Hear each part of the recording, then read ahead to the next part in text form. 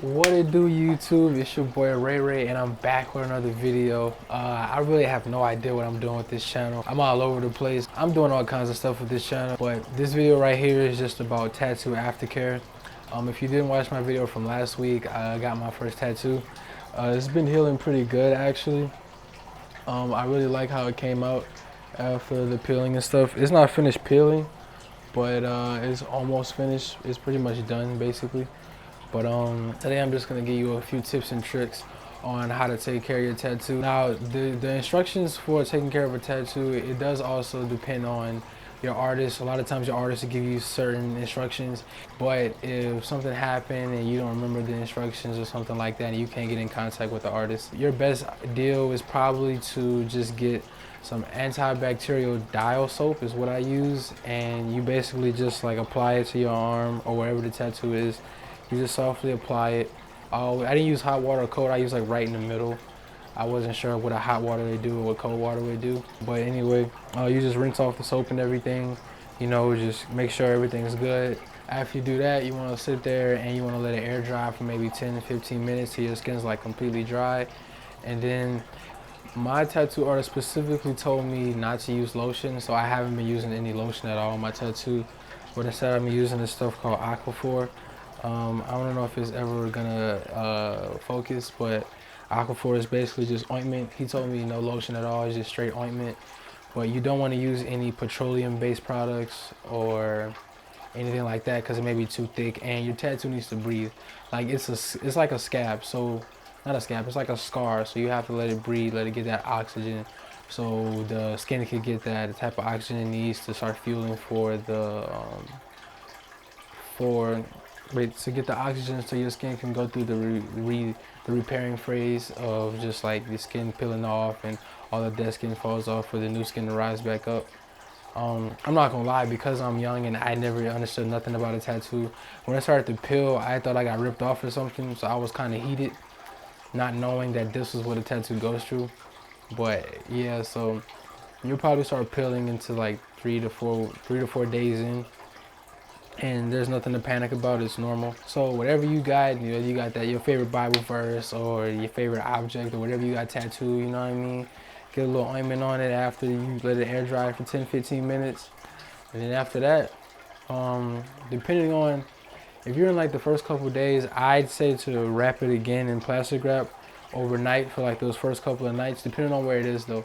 Like for my arm, I'm a wild sleeper, so I had to get mine wrapped just so I wouldn't like mess it up or nothing in my sleep. But if you have it somewhere where you know you're gonna stay still, where nothing can happen to it in your sleep, then it's cool to just leave it out. Just make sure you keep it like ointment. And for a lot of y'all that don't know, I work at Burger King, so for you fast food workers out there, you probably got to do dishes, and I know it's a pain when you got to keep putting your arm in there if you have an arm tattoo and it's fresh. What I did was I just didn't use the arm at all. I kind of just used my hand, and if I had to get deep in the sink, then I just used the other arm. But make sure that even when you're at work, you any chance you get, you just make sure you just wash it, and then you go back to. You should be doing this like the first week. You should be applying ointment and washing it. I was doing it like 4 days a week, so you should probably not 4 days a week, 4 times a day. I'm not sure exactly how much, but I was make sure it was always clean, just in case, because I heard like something really bad can happen if your tattoo gets infected. Like you could possibly die, and I ain't want to die, so you know what I mean. I made sure that joint was taken care of. So don't scratch it at all. You do not want to scratch it. Scratching it will make it terribly wrong. You could take out some of the ink, and then if you take out some of the ink, you'll have to go back in for a touch up, and then you have to redo this whole process all over again. So whatever you do, don't scratch. It's gonna get real itchy, I'm telling you.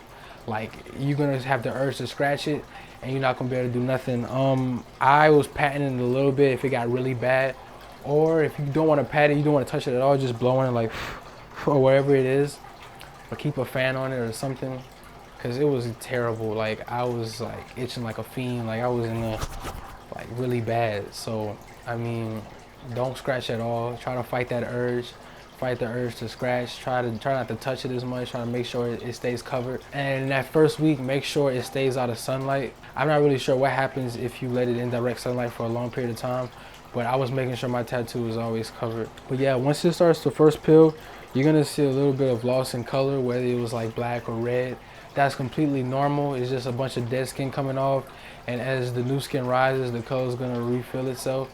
But it may not refill it back to how it was when you first got a tattoo, so you may have to go back in for a touch-up, you may not. That all depends. Or maybe if you like the faded color, you may like it, you may not. I think that also depends on your skin color and just what you were into. For me, I just got black, so I'll take it.